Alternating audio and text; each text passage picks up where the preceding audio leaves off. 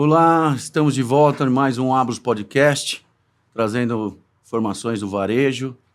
E hoje temos o prazer aqui de receber o Davi, CEO da TipTop, que vai aqui contar para a gente aí um pouco dessa história, dessa grande marca aí que é a TipTop. Eu sou a Andréa, vice-presidente da Ablos, e esse nosso segundo podcast vamos falar com um empresário que eu pessoalmente sou fã, não só dele como da marca que há mais de 70 anos está no mercado. Bem-vindo, Davi. Bom, obrigado pelo convite, Mauro, André, é um prazer estar aqui batendo um papo com vocês. Ai, que bom. A gente já fala de cara, né, um pouquinho aí de quantos anos tem a marca, porque eu acho que isso já demonstra o que é necessário para um varejo, né, para uma marca estar há tanto tempo. Então eu já jogo aqui logo de cara para você contar um pouquinho como que surgiu a TipTop, né, que é mais de 70 anos, são quantos anos? 73. 73? Então conta pra gente como que surgiu. Então, voltando um pouco, na verdade, a nossa empresa, inicialmente, que chama TDB, foi fundada pelo meu avô, teria agora 84 anos. Inicialmente era uma empresa no ramo têxtil, mas não confecção, e sim tecido. E em 1988 foi comprado pela minha família. Então, a TipTop foi fundada há 73 anos pelo Eugênio Saverin, que por coincidência, todo mundo vai conhecer, talvez não ele, mas o neto dele. O neto dele é um dos fundadores do Facebook.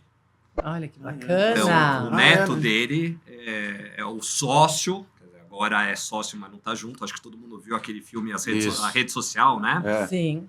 Ele é o sócio do Mark Zuckerberg, que começou junto. Então. E eles eram nossos vizinhos. E naquela época, a TipTop estava com um monte de problema, apesar de já ser super conhecida, ela já era sinônimo de macacão, mas começou a ter sucessão, a coisa não andou, era nosso vizinho, e a TDB acabou comprando a TipTop em 88. E aí começou a história do nosso lado, apesar de já ter pego uma marca que já era consagrada, já tinha... Na época, já tinha uma solidez já no tinha mercado, exatamente, né? Já tinha lá seus 20 e poucos anos. Eu acho até bacana colocar aí uma foto que é o ano do meu nascimento, ó, 1976. Nossa, abriu o jogo assim, também abre o ao jogo. vivo? Porque minha mãe conta que eu usava muito o macacãozinho da TipTop, né? Eu falei isso pra ele quando ele chegou, que a minha mãe tava no telefone comigo, aí eu falei, tô indo gravar o podcast da Ablos. Ela falou, quem que é hoje? Eu falei, da TipTop. Ela falou, nossa, vocês usaram muito. Só que era multimarca na época, né? Sim, naquela época ainda era multimarca e fazia muito private label, né? Vendia para magazines. O maior cliente na época, um pouco antes de eu entrar, era a Mesbla. Como todos sabem, não existe. Mapping. O segundo maior era o Mapping. Não, era separado. A Mesbla e o Mapping nem eram juntos, era antes separados, disso. Né? Separado. Essa foto é do seu Eugênio, né? Então, da época que estava com eles. E engraçado que a gente tem colaboradores que estão desde a época deles. Então, a gente tem colaborador que está há 45 anos com a gente. Imagina, eu tô há 30. Nossa. Tem 2 que estão há 45. Hoje em dia tem 4 pessoas que estão antes que eu. Mas mesmo assim, né? 45 anos tem que lembrar, naquela época as pessoas começavam a trabalhar 16, 15, Sim. Estagiário. Era um mundo diferente. Mas estão até hoje, né? Então, isso é muito legal, né? Que as pessoas acabam criando raízes na empresa que dá um certo prazer de mostrar que tem um orgulho dessas pessoas trabalharem e gostam de estar lá. Ninguém fica Além na empresa de fazer um DNA, né? Porque, querendo ou não, quando você fala com essas pessoas, nesse tanto de trabalho, eu acho que elas fazem parte exatamente desse DNA. Acho que até para pessoas que vêm de fora, elas ajudam a trazer para quem é novo essas histórias, né? E o que eu acho que é interessante, assim, a gente tem vou dizer, uma fase pré-franquias e loja monomarca e uma fase pós. Em termos de cultura, a cultura anterior e a cultura nova, ela é muito diferente, porque o objetivo ficou diferente. Antes, a gente tinha uma indústria que a gente vendia o que tinha lá na indústria, não importa. O que eu conseguia produzir, eu queria vender. Quando você vai para o monomarca, você vai lá e produz o que o teu cliente final precisa. Tem uma diferença grande. Ou você produz, ou você importa, ou você terceiriza. Então, assim, a cabeça das pessoas mudou, mas o interessante foi juntar a cultura os dois e criar uma cultura... Dois universos. Dois né? universos que vão conviver juntos e que você precisa desse histórico, porque tem muita coisa, e você precisa de gente nova para estar tendo inovação o tempo todo, né? Para você estar crescendo, mudando. Eu acho que a manutenção do DNA da marca, principalmente as que são adquiridas por fundos, é importantíssimo você não perder o DNA, né? Porque você perde um pouco o início daquela coisa. Eu acho que tem que ser renovados, tem que ser inovado, tudo mais. A essência ali de quem criou, perder isso de certa forma, a gente vê. Às vezes marcas são adquiridas e somem, perdem totalmente ali o público que ela tinha, o alcance que ela tinha, né? Eu concordo totalmente. É que, assim, você tocou até num tema, assim, várias marcas adquiridas pelo fundo têm um objetivo específico de qual é a saída. Não importa a forma, o caminho dessa história, e nem sempre dá certo. Então, às vezes, vai lá, fica muito preocupado só com o financeiro, põe lá um CEO que não sabe nada de confecção, como a gente sabe, é um mundo muito específico, que não sabe nada de comércio ou de franquias, no nosso caso. Então, eu acho que nesse sentido a gente viu grandes marcas serem destruídas literalmente. Literalmente. Obviamente, não são todas, né? Tô dando uma generalizada, porque quis mudar tudo e perdeu totalmente o DNA da marca, né? Não é nem que você falou, vou dar uma desviada aqui que todo mundo precisa, vou mudar aqui uma... Mas, de repente, você fala, agora não tem mais nada a ver, eu só quero saber como eu vou fazer para vender essa empresa daqui a 3 anos pelo valor maior e no dia seguinte, por mim, pode quebrar. Não tá nem aí. Diferente de a gente que é dono da marca ou alguém que tem o DNA da marca, não tem uma data para... se até essa data der certo, na seguinte não precisa mais dar certo. A gente não pensa assim. Não, de jeito nenhum. Outro mundo, né? Não existe. Aproveitando que você falou, né, dessa junção de dois universos, exatamente porque ele fazia um jeito diferente do private label, depois você começou a fazer a franquia, né, que eu acho que hoje você pode falar um pouquinho mais pra gente. Quantas lojas você tem entre lojas próprias e franquia, e qual é o objetivo de expansão? Fala pra gente mais ou menos como que tá esse atual cenário de vocês. Bom, também eu vou voltar um pouco, né? A gente teve algumas fases, né? Então, num primeiro momento, quando eu entrei na empresa em 94. Naquela época, como eu falei, era multimarca e a gente fazia bastante private label. O private label foi crescendo muito. A gente chegou a ser o maior fornecedor da Riachuelo, o maior da Renner, da C&A, do Carrefour. A gente era muito, mas com margens cada vez menores, porque você acaba sendo commodity e a marca sumindo, porque você acaba fazendo a marca deles. A gente abriu fábrica no Mato Grosso do Sul, aí conseguimos um respiro em termos de lucratividade, porque tinha vários benefícios fiscais. E, de novo, a coisa começou a estrangular. Chegou em 2006... Eu falei, gente, falar com a minha equipe aqui, precisamos pensar em uma coisa nova. E aí surgiu a ideia de ir para o varejo. Inicialmente, a gente abriu uma loja no Center Norte, que na hora de assinar, o dono que estava vendendo o ponto, que na verdade não é exatamente ponto, o direito do ponto, deu para trás, aí deu aquela desmotivada, eu já tinha feito tudo um business plan com um consultor específico, e em 2008 a gente abriu a primeira loja no Bourbon. E daí... De novo, mudamos... Engraçado, né? Porque quando a gente fala de Tip Top, você fala essas datas, 2008, 90, aqui, depois ó, você tá fala, mas toma, porque loja. parece que realmente estava sempre, principalmente, né, a gente que estava sempre no nosso ouvido. Mas, então, as lojas com o logo, a primeira que você abriu... 2008. Sim, mas como tudo tem uma historinha, né? Conta, a gente está no podcast para contar a historinha. Em 2008 foi a primeira loja da Tip Top verdadeira. Tá. Mas, há uns 20 anos antes, teve um XPTO, nem sei quem é, que resolveu abrir uma loja Tip Top de sapatos infantis. E aí abriu a loja, a gente era o detentor da marca, e começa lá, e a justiça brasileira é super rápida, aí vai lá, entra com isso, entra com aquilo, direito de marca, não sei o que lá. Bom, acho que deve ter demorado uns 15 anos, conseguiu que não tivesse mais essas lojas. Mas tem gente que tem essa memória, que a Tip Top tinha loja própria, ou franquia que seja, mas no monomarca, em alguns shoppings. E, na verdade, não era nossa. E era só calçado. Era não só era calçado. De vocês, era né? calçado infantil. Alguém calçado foi lá, infantil. resolveu, falou, que legal, essa marca é legal, deixa eu abrir uma loja de calçados Tip Top, porque não tem nada a ver, de criança, né? E no shopping. Então, isso durou um tempo. Então, existe essa memória de algumas pessoas, mas No não, eu monomarca continuo mesmo... lembrando da memória, que era esse logo, né? Porque sempre teve um bom tempo que era o vermelho e o azul. Na verdade, o logo, assim, nessa época, né? Depois a gente deu uma renovada. Sim, aquele vermelho forte com azul turquesa. Olha esse o logo aí, ó. Olha Esse é... Isso daqui deve ser 60 e pouco, Não, né? aí eu não é. Ainda realmente... a gente não pegou Mas essa da minha época. época. Nenhum de nós três, que eu saiba. Não Pegamos essa época aí, não. Não. É. Falando de época, você é jovem, né? E você falou que você está há 30 anos na Tip Top. E então você entra com 20 e poucos anos. E aí, como que foi essa entrada sua ali, na Sony? Engraçado que, às vezes, eu acho que era meio destino, né? Eu nunca... meus pais nunca falaram, você vai pra Tip Top ou você não vai pra Tip Top, você vai pra esse... Foi sempre um pouco, as coisas foram acontecendo.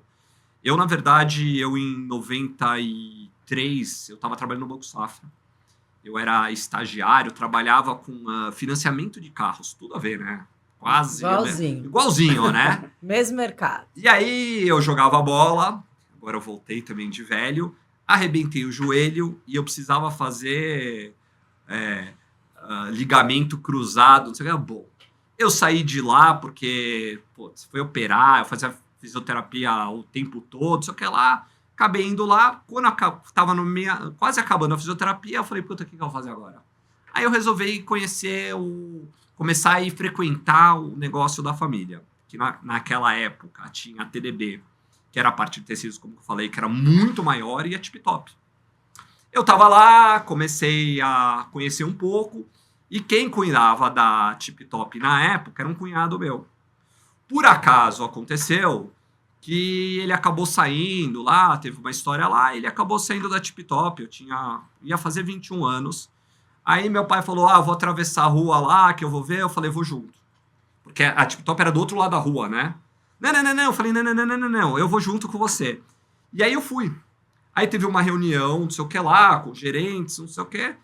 E aí ficou meio decidido o seguinte, eu ia cuidar da produção, que eu também já menos ainda do que carro, né? Mas, e eu tinha um tio que era sócio na época, que os meus tios, apesar de serem mais velhos, eles tinham, na época, 12,5%, porque meu pai virou sócio do meu avô, e depois ele foi herdeiro em 1/4. E eu e esse meu tio íamos tocar Tip Top, que era do outro lado. E eles, os meus tios, não atravessavam a rua, porque era muito separado, não sei o que lá. Bom, deu 3 meses, meu tio, que era mais velho, falou, não tô muito afins também, de não sei o que lá. A gente começou, bom. Aí eu acabei assumindo.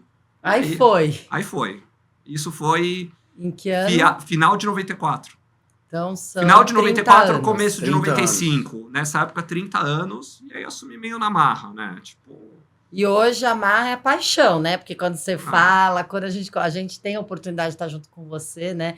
Em várias reuniões na Ablos, e a gente vê que você faz aquilo que você gosta, consegue lidar com essa... Porque, como eu estava te perguntando no começo, você tem lojas próprias e franquias hoje? Então, hoje em dia a gente está com 135 lojas, das quais 10 são próprias. Então, 120 franquias. E você acha... 125 franquias. Porque é importante, você acha que nesse universo entre próprias e franquias é sempre importante você ter um pedaço de franquia para você operar, para você entender também o lado desse seu franqueado? Um pedaço de própria, né? Sem dúvida. Eu acho assim, querer abrir uma rede de franquias sem ter uma loja própria... Sem sentir as dores, né? Não tem o menor sentido. E eu acho que até não é... Legalmente não tá certo, né? Porque se forem atrás de vocês e falar que você abriu um modelo de franquia sem ter o conhecimento do teu próprio negócio, é super discutível, né? Então eu acho assim, não precisa ter 10, eu podia ter uma. Sim. Porque é o mesmo modelo, para você entender as dores, os problemas, as virtudes, o caminho, tudo. Mas tem que ter, né? E engraçado, né? Eu lembro assim, um dos desafios, você me perguntou, né? Quando eu entrei, né, com 20 anos, e quando a gente foi abrir a primeira varejo e a primeira franquia, eu falei, meu Deus, vamos abrir uma loja, fizemos um projeto lá com um consultor, tá? Aí eu fiquei olhando para aquilo, falei, que legal, né? Agora tá em 2008, eu já tô aqui há 20 e poucos anos, agora que eu entendo de indústria, mas não entendo nada disso. Eu não entendo nada de varejo, de franquia, então nada ao cubo. A única coisa que tinha uma vantagem naquela época. Qual? que sendo que a gente já era uma empresa mais estruturada e a gente tinha muito mais colaboradores, eu falei assim, beleza, eu não entendo nada, mas eu tenho cacife para contratar quem entende. Então fomos lá, eu fui atrás de alguém de produto para o monomarca. Eu falei, esse produto que eu faço aqui não tem nada a ver, eu preciso de zero, esquece, começa tudo de novo. Começa do zero. Começa do zero. Foi. Aí eu fui atrás de alguém para cuidar do meu modelo comercial. Primeira pessoa que eu trouxe, gato por lebre, me indicaram. Aí eu contratei, parecia, deu um mês, eu falei, pelo amor de Deus, o que é? É essa pessoa aqui que é a minha solução dos meus problemas? Indicação. Que foi indicação, aí durou, aí na segunda é uma que tá comigo até agora. Tá há 15 anos também. Então, aí eu fui contratando especialistas, aí eu contratei uma pessoa de expansão. No primeiro ano a gente já fechou com 6 lojas. A própria, a gente abriu uma segunda, a própria Bourbon, a gente abriu no Center Norte também. Que seria a primeira, você abriu como sendo... Exatamente, e mais 4 franquias. Uma delas, que por acaso depois acabou fechando, foi do consultor que montou nosso modelo de negócio, que eu jamais teria aberto. Porque era em Floripa, eu falei, vou começar em São Paulo, mas eu falei, o cara é um consultor, ele que me falou, ele que abriu a loja, ele que me explicou tudo. Ele me montou um projeto, falou assim, em 5 anos vocês vão ter 100 lojas. Eu falei, você tá completamente maluco, de onde você tirou esse número? Mas eu falei, bora lá, né? Vamos atrás do que você tá falando. E aí abriu essa daqui, que acabou não andando, mas aí no ano seguinte já foi para 23, a coisa realmente começou a caminhar em passos largos, né? E mudou o nosso trajeto, o nosso destino. Obviamente, o nosso modelo de negócio antes disso, da forma que era feito, esquece. Hoje em dia não existiria. Não é mais o mesmo. Pra gente não existiria. E essa abertura da loja, né, da monomarca, você teve resistência de sair daquele formato que vocês vendiam em magazines, em multimarcas, para ir para uma loja própria? Isso teve alguma... Então, é engraçado, né? Meu pai... Alguns anos antes, às vezes eu tocava alguma ideia e falava, não, os clientes vão reclamar, não sei o que lá, conflito de canal, nanani. No final, quando a gente abriu, com o tempo, ele só fortaleceu a marca. A reclamação, ela é ao contrário. Ela, às vezes, tem alguma reclamação que tem algum multimarca queimando, vendendo mais barato do que deveria. Porque pro multimarca, a marca ficou muito mais conhecida em vez de eu estar vendendo no Magazine com a marca deles. Então a marca se renovou. Nem enxergava sua marca lá, né? A gente era uma marca, tipo, que não era uma marca, né? Era um produto que tava na prateleira no meio de todo mundo. De repente agora, depois de um tempo, a gente virou uma marca mesmo, por mais que antes, entendeu? Então assim, muito pouco, não teve resistência nenhuma nesse sentido. Eu acho que, ao contrário, ele fortaleceu todos os canais pra gente. E, Davi, conta pra gente, tem alguma história, assim, engraçada? Bom, uma não, deve ter diversas, né? Engraçada, inusitada, que você viveu durante esses anos aí? Acho que tem diversas, mas... Escolhe uma legal para o nosso podcast. Então, tem uma história, quando a gente foi abrir a primeira loja, né? A gente tinha os nossos clientes multimarcas, para falar que não teve nenhum senão, então eu vou juntar as duas coisas. Tinha um cliente nosso, muito grande, que inclusive os donos foram no meu casamento. Que quando saiu, a gente abriu a primeira loja, saiu uma reportagem no Estadão, falando, Tip Top vai abrir 100 lojas em 5 anos, Ela recortou a reportagem, entregou na mão da minha representante e falou, nunca mais compro de vocês. Eu falei, sério? Tá de sacanagem, né? Tem um monte de marca lá que tá no monomar, porque a gente, né? E fora que assim... nem era concorrente naquela época, porque naquela época essa marca ela vende tudo pro bebê. Naquela época a gente só vendia a parte de roupa, que é o que a gente chama do modelo tradicional. Mas aquilo ficou na minha cabeça, eu falei, ela tá incomodada demais, né? Aí chegou lá para 2013, 14, eu fiquei pensando, falei, putz, aquela historinha que tá na minha cabeça, falei, se ela tá tão incomodada, bora lá, vamos abrir essa daí. Aí, engraçado que a gente acabou abrindo nosso projeto, que a gente chama de Mega Store, que tem carrinho, uma madeira, chupeta, não sei o que lá, por causa do nosso concorrente que deu a ideia.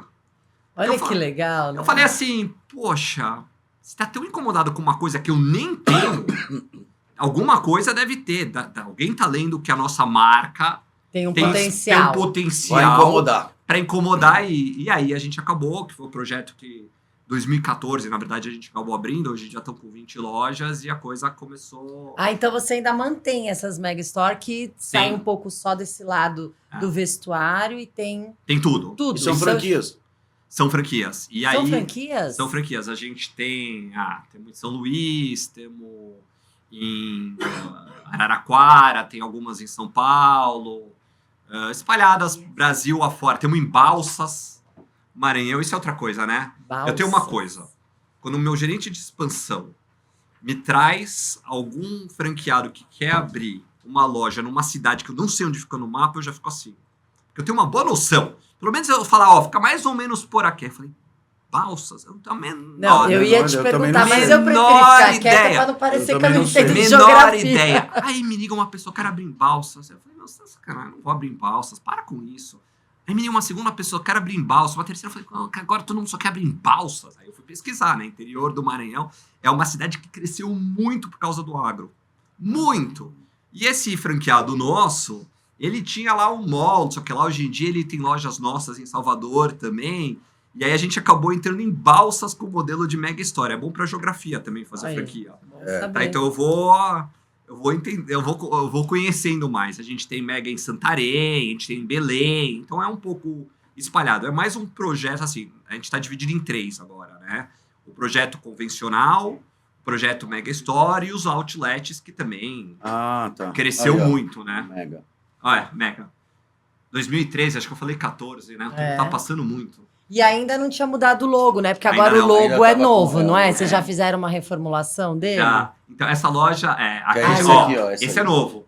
Esse é novo. Aquela loja, ela era na Giovanni Gronchi, ela foi transferida para o Jardim Sul. Foi a primeira mega. Essa outra é do Bourbon. E essa loja Essa que tava aí, eu acho super bacana também nesse seu, ainda mais você com essa quantidade de franquias, né? Eu acho que é muito interessante o modelo de negócio para quem quer ser franqueado. Eu sei porque também a gente tem franquias, né? O modelo, o tamanho da loja, né? A sua roupa. Eu acho que isso é uma coisa muito legal da Tip Top, porque dá para ver quando a gente passeia pelos shoppings que vocês prezam por aquilo, né? Você pensa que aquilo tem que dar essa rentabilidade para o seu franqueado. Então, hoje você tem. Você teve aquele consultor que você já contou a história inusitada, mas você tem esse pessoal que por trás faz uma avaliação toda desse projeto, né? Não, a gente tem uma consultora também que ajuda, que acho que é sempre importante. Assim, eu às vezes, consultor, eu tenho algumas dúvidas, mas quando ele está focado numa coisa específica, numa coisa muito genérica, eu gosto. Então a gente tem essa consultora realmente para estar vendo de fora para dentro da nossa marca, do nosso varejo monomarca, o que a gente tem que estar mudando alguma coisa, trilhando outro caminho, evoluindo em produto. Então a gente tem isso. Mas também, obviamente, temos uma equipe própria, forte, que está o tempo todo em cima disso. Todo mundo viaja. Eu estava agora em Aracaju com a franqueada. Então, assim... Tem que ir, né? Tem que tá ajudar lá, em negociação, né? Tem que eu tava lá, negociação, conversando com o shopping, vai se apresentar. Tem que ajudar, né? O franqueador não tem como não ter mais força do que o franqueado. O franqueado pede, mas aí o próprio shopping fala, pô, o franqueador, sei lá, de São Paulo, veio até Aracaju, deixa eu dar uma molezinha aqui, né? Pô, deve estar precisando mesmo, né?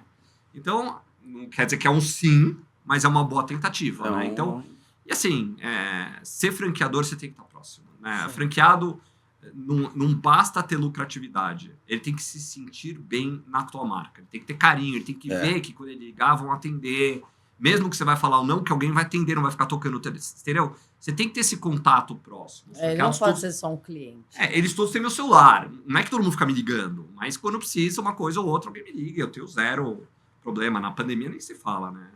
Nós vamos falar da pandemia daqui um pouquinho. É. A Ablus, né? Você também é associado fundador, né? Está com a gente desde o início, 2018.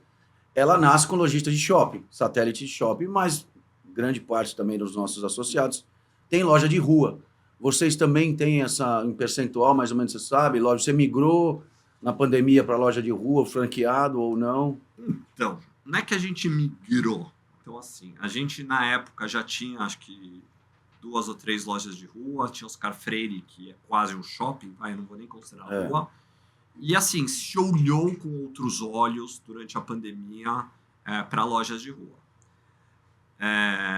O problema é que a nossa marca precisa de muito fluxo. E achar uma rua onde tem muito fluxo e o custo de ocupação faça sentido não é a coisa mais simples do mundo. Ainda mais São Paulo. Ainda mais. São Paulo nem se fala. Fora de São Paulo, em cidades do interior, faz um pouco mais de sentido. Aí o nosso modelo de mega store normalmente faz mais sentido. E foi um dos motivos que a gente criou também, pensando nisso. Porque quando você monta um modelo de mega store que tem tudo, você é muito mais destino do que uma loja de 40 metros numa rua que, tipo, X, é passagem de novo, né? Então, funciona melhor. Então, essa tem várias na rua. Belém tá na rua, Araraquara tá na rua, Araxá tá na rua. Temos várias na rua do modelo grande. No modelo pequeno, temos em Dourados, temos uma ou outra aqui, mas é mais difícil a gente conseguir o custo de ocupação certo numa rua que tem um movimento suficiente para uma loja que vai ser praticamente de passagem, não destino. Então, mas olhamos com outros olhos. Acho que como todo mundo foi dar uma olhada, deixa eu dar uma olhada nessa tal de rua aí. Se vai ou não vai é outra discussão, mas acho que todo mundo durante a pandemia, no mínimo, parou para pensar se fazia sentido ou não. Até porque a gente estava vendo um momento que eu não sabia nem quando ia reabrir ou não. Eu acho que não só assim, olhou para a rua, às vezes é o que você estava falando aí, não só por causa de custo, porque tudo tem que fechar, né? Movimento, custo, mas olhou-se naquele momento também, porque quando que a gente vai abrir, né? Que foram meses, assim, para do varejo desesperador, né? Parecia que era um mês, depois era 2, depois era 6, depois abriu e fechou de novo. Depois parecia que a gente ia ficar mais 6 meses agora, fechado. você acabou de abrir, você falou que agora vai. A loja de rua conseguia ainda vender, né? Porque você podia vender pela internet, pelo WhatsApp e tal. A loja do shopping a gente não tinha condição de vender, né?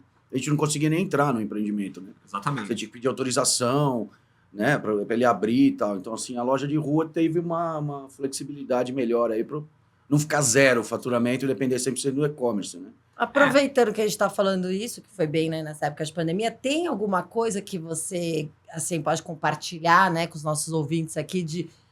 Todo mundo teve uma história, óbvio, na pandemia, mas tiveram coisas que foram praticamente reinventadas. Você lembra de alguma coisa, o que você teve que fazer, né? Porque, bom, enfim, tudo fechou, mas a gente não podia parar como varejo, né? Eu vou dizer... A gente acabou... Tem uma coisa marcante pra gente, né? Bom, acordamos um dia, lindo dia, e tava tudo fechado, acabou. Todas as lojas fechadas, ninguém mais pagava, e você falava, e aí? E agora? Então, assim, primeiro, óbvio, fiz o básico, né? A gente foi muito rápido, isso foi uma coisa boa. Reuni todo o nosso time e falei, olha, não sabemos o que vai acontecer, mas... Vamos atrás de todos os nossos fornecedores, conversar, vamos segurar. Agora a gente não fala mais em lucratividade, em orçamento, é só fluxo de caixa, porque não tem o que falar do resto, etc e tal. E aí aconteceu uma coisa que mudou nossa vida na pandemia. A gente tem uma fábrica que agora, na verdade, juntou. A gente tem uma fábrica, um galpão em Sidrolândia, que é mais ou menos 40 quilômetros de Campo Grande, e outro em Campo Grande. Agora a gente juntou Sidrolândia com Campo Grande. Em Sidrolândia, o nosso vizinho era uma dessas, acho que era Seara, uma dessas de alimentos. E eles não tinham máscara para produção, porque as máscaras descartáveis foram todas parar no hospital, não sei o que lá. Eles ligaram pra gente e falaram, você não dá pra fazer uma máscara de tecido? Nada a ver com Covid. Aí, eu falei, acabei de fechar a fábrica. Não, eu pago qualquer preço, não sei o que lá.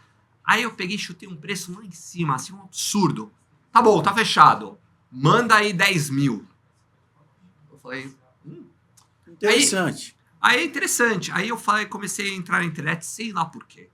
Dou de cara com um podcast, um vídeo, um sei lá o quê, dizendo o seguinte, que na Holanda...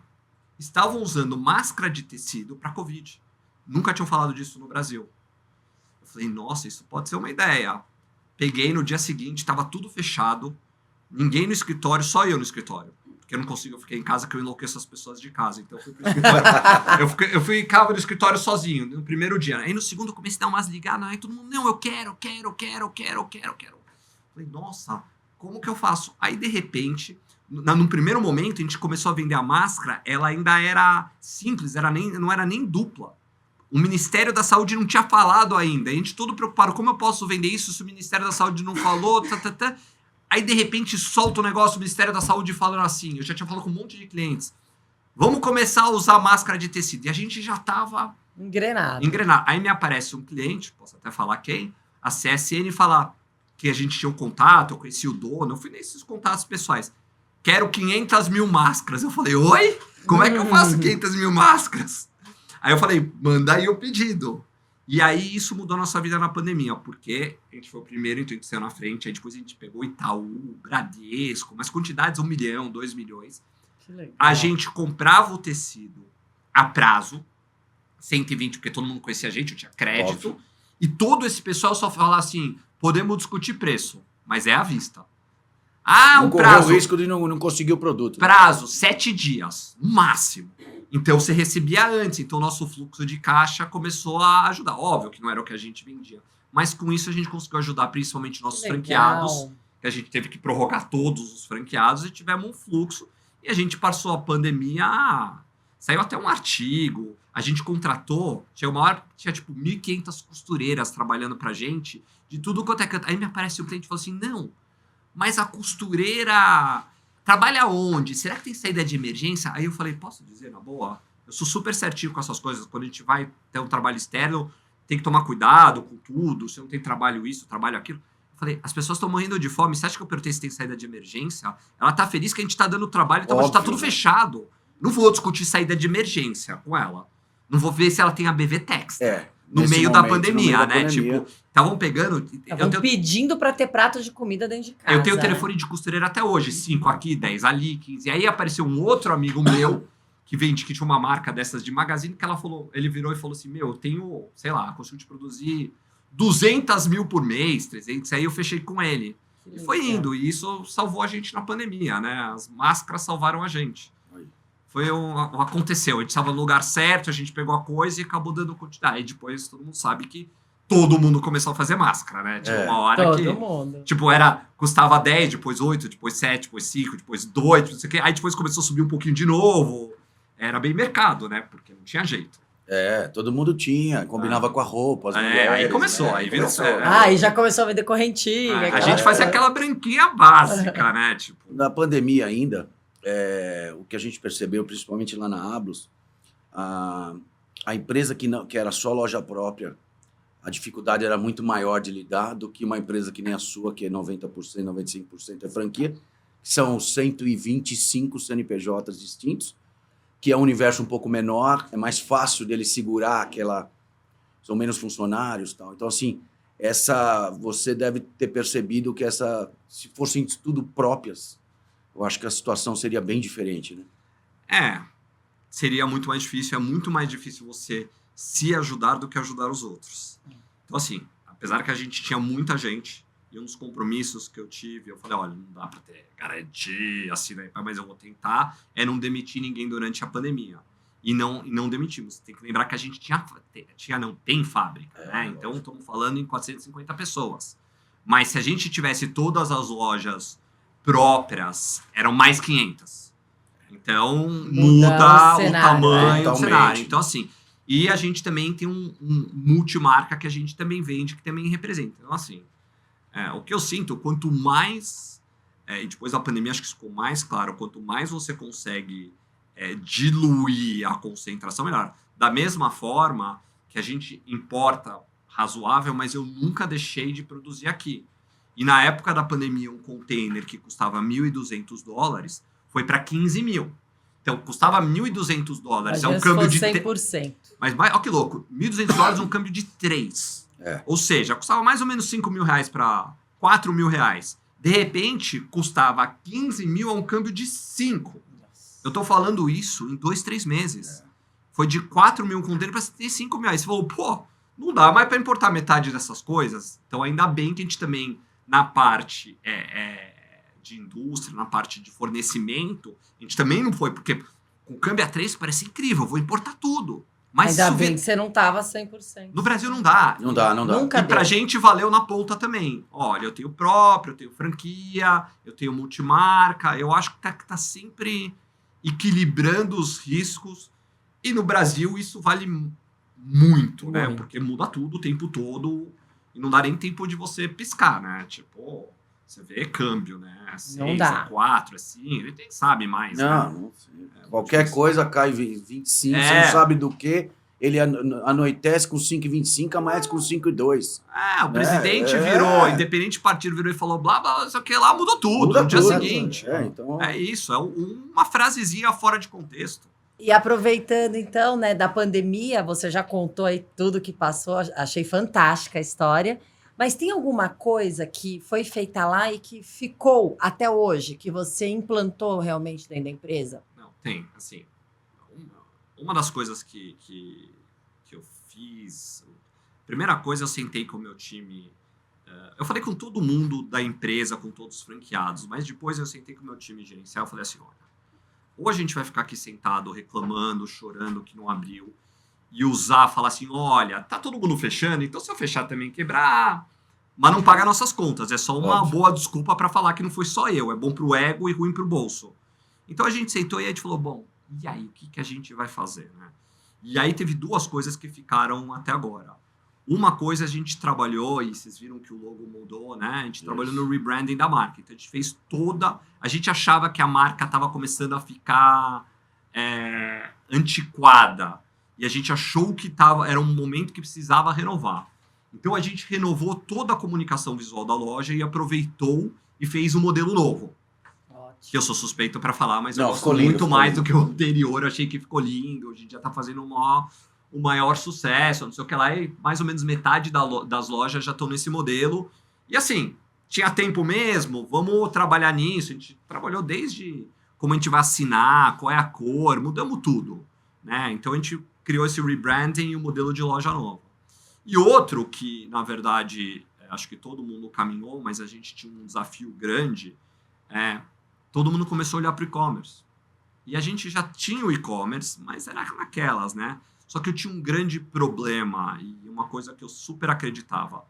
Se eu faço um e-commerce centralizado, grande, eu viro concorrente do meu franqueado.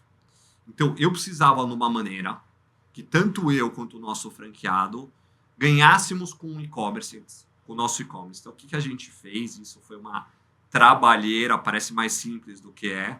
A gente conseguiu um sistema que a gente ligou todas as franquias que quiserem no nosso e-commerce. Aí chega lá um cliente, entra no e-commerce, vai lá comprar 5, 6 peças. O e-commerce procura a loja mais próxima. Ou, se não tiver nessa loja, ele divide. E aí que é o problema sistêmico.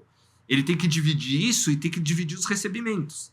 E quando é de um franqueado, a gente recebe uma parte, obviamente, porque a gente faz todo o investimento em marketing. Sim. Então, esse sistema precisa falar assim, olha, legal, eu dividi aqui para o Mauro e para o André vão faturar e um pouquinho veio de uma loja própria. Você vai receber a tua parte e eu tenho um percentual teu. Desse percentual, um percentual pago para o cartão. André é a mesma coisa, eu tenho que dividir todos. E essa é a divisão de pagamentos que era a complicação. Pra você ter uma ideia, a empresa que fez pra gente, a gente foi o primeiro a fazer esse que eles chamaram de Omnilight. Deu tanto problema no começo que a gente... Imagino. Que eles falaram assim, vocês topam o seu primeiro? Eu falei, topo, né? Não tem escolha, não sei o que lá. Que eles não cobraram da gente o sistema, de tanto problema que teve. E depois, o setup, hoje a gente já tá funcionando, acertamos tudo, não sei o que lá, óbvio. Tem problemas ainda, mas foi uma coisa que começou a fazer durante a pandemia. E que tá até hoje. E que tá até hoje, junto com o rebranding da marca e o projeto novo. Esses foram os 3 principais que ficaram até Então, hoje. o seu e-commerce é dividido em toda a rede de franquia. Qualquer franqueado que quiser pode entrar no meu e-commerce. Ele liga no e-commerce. A gente tem uma exigência. Que o estoque dele esteja correto no sistema. Eu tenho uma gerente de TI que é brava. Qual gerente de TI que não é brava? Mas ela é bem brava. Ela brigou comigo. Se ela estiver ouvindo, ela brigou comigo agora antes de sair, porque eu briguei com ela. Ela brigou de volta. A gente teve uma discussão. Aí é o seguinte. Se vai lá, importantíssimo isso, né? foi um pedido, não tá no estoque. No segundo Fez não tá em quebra. estoque, ela vai lá, tem quebra, ela corta o franqueado. Não tem papo. E eu falei pra ela, nem me conta, corta é azar. Se te ligar alguém do comercial, o teu papel é... O franqueado precisa só que o fazer estoque... contagem de estoque. Perfeito, não é, Perfeito, não é pedir muito, né? Não, é só O Porque software é senão... o mesmo, né? O software é o mesmo. Exatamente, então, porque senão quem tá sofrendo é o nosso cliente final. óbvio, né? Tá prejudicando a marca. E ela corta mesmo. Liga lá. Ela fala, acerta teu estoque, não sei o que. Ela é bravona, então não tem problema. Eles têm medo dela, não tem erro. Não, muito legal isso aí. E aí, às vezes, o cliente não recebe tudo junto, então, né? Às vezes não, porque pode vir de 2, 3 lugares. No começo era pior, porque no começo ele podia receber o cartão dele às vezes era debitado em 2, 3 vezes. E o cartão entendia que podia ser fraude. Podia ser fraude. Aí cancelava o cartão dele. Aí, Ou seja, você fez um omnichannel lá até a coisa... do comecinho mesmo, né? Do Como que começo. o sistema chamou esse projeto? Eles chamam de OmniLite. OmniLite. OmniLite. É. É o OmniLite, que é aquele Omni das empresas É, enormes, ricas e famosas, enorme. O nosso é um OmniLitezinho aqui, que não, dá mas para encarar. isso é muito importante para uma rede de franquia, que você está dividindo essa fatia, né, do teu faturamento com eles, né? Isso dá uma credibilidade, um apoio muito maior do franqueador, né? São escolhas. Eu escolhi ser franqueador. Se eu escolhi ser franqueador, não dá para eu ser concorrente, na minha opinião. Eu podia ter escolhido ter todas as lojas próprias. Era muito mais fácil eu ter um e-commerce centralizado. Como vocês falaram, tem outro problema, que quando dá ruim, é tudo no teu colo. A partir do momento que você resolveu ter vários sócios, eles você divide no bem e no mal, né? Então, Óbvio. assim, é uma balança que você tem que escolher. A gente escolheu ser franqueador, então eu realmente acredito que eles têm que ligar. Então, assim, qualquer um que queira, liga. Se alguém não quiser, não Aí quer ter um ele que trabalho, escolhe, ele que escolhe. não quer ter contato com o correio, tudo bem. A gente incentiva, dá todo o suporte, tudo, mas a escolha é do franqueado. Mas a maioria acaba ligando, né? Tipo, não tem muito cabimento. Não tem, né? Perder essa fatia de venda pra quê, né? Não tem trabalho nenhum. Na verdade, Trabalho nenhum, ele só o tem que trabalho é chegar separar. de manhã, aparece na tela, ó, tem 3 pedidos, separa, chama o correio, entrega, acabou. É isso. E recebe o dinheiro, cai na conta. Fantástico. Vou aproveitar, a gente tem um envelope de perguntas aqui que a gente faz uma brincadeira todo final de podcast. A última entrevistada foi a Áurea da Gregory. Bom, a Áurea da Gregory, todo mundo sabe, né? Mamãe. E ela... tinha alguma conexão mesmo. Você viu? E aí, ela deixou uma pergunta para você responder, surpresa, que a gente quer que você abra Adoro e uma responda. surpresa. E você vai ter que deixar também pro próximo. E você vai deixar pro próximo. Nem a gente leu, tá? Aí. Porque a Dani pega esse envelope, guarda e entrega aqui na hora. Vamos ouvir, você pode ler. Vou ler, né, a pergunta, né? Davi, sou fã da Tip Top desde sempre. Qual o ano de fundação da sua primeira loja de varejo e qual o endereço?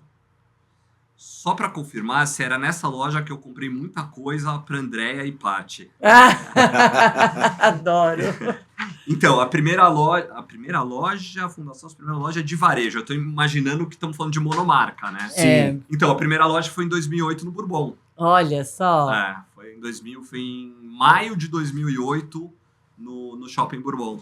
Então não foi, porque em Eu 2008... acho que você não usava mais, né? Aí eu Tip já não- Top, Então eu você não acho que a usava. resposta para ela vai que foi no mapping mesmo, quando ela me pegava pela mão, lá no centro ela falava que me levava e depois, vou contar, né? Ainda ia comprar Tip Top, acho que no mapping, e comia Jack in the Box no centro.